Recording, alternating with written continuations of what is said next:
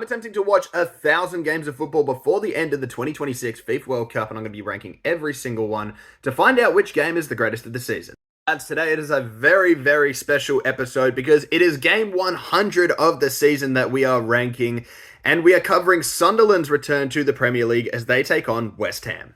Now, this game started off very fiery. There were debuts on both sides, and the most notable debut for me for West Ham today would be their goalkeeper Hermansen, who was involved early with plenty of Sunderland pressure, involving some very good chances, including a 1v1 with new midfield signing Diarra, who managed to fire a very strong effort, though it was an equally strong save from the young Danish keeper. But I just have to say, I did suspect that Sunderland would provide a good challenge today, though I didn't suspect that they would be this good. I do expect they're going to stay up this season. I actually predicted this on my Premier League predictions video, so if you haven't seen that on the YouTube channel yet, make sure you do check it out. But this was just a really, really strong performance overall, and I was very, very surprised by West Ham's real lack of output, to be honest. Like I said, Jared Bowen, always an incredible player, always provides great output. But Sunderland were just really, really good today.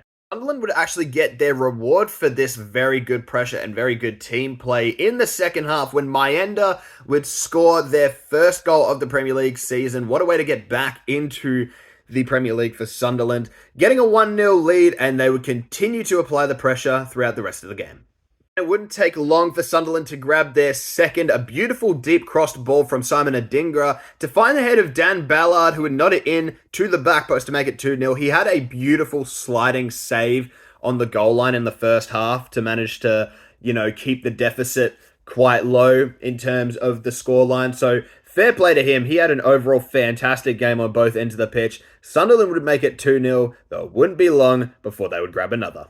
Because Isidore would manage to grab a goal on the counter for Sunderland. West Ham had a set-piece opportunity that they just couldn't make the most of.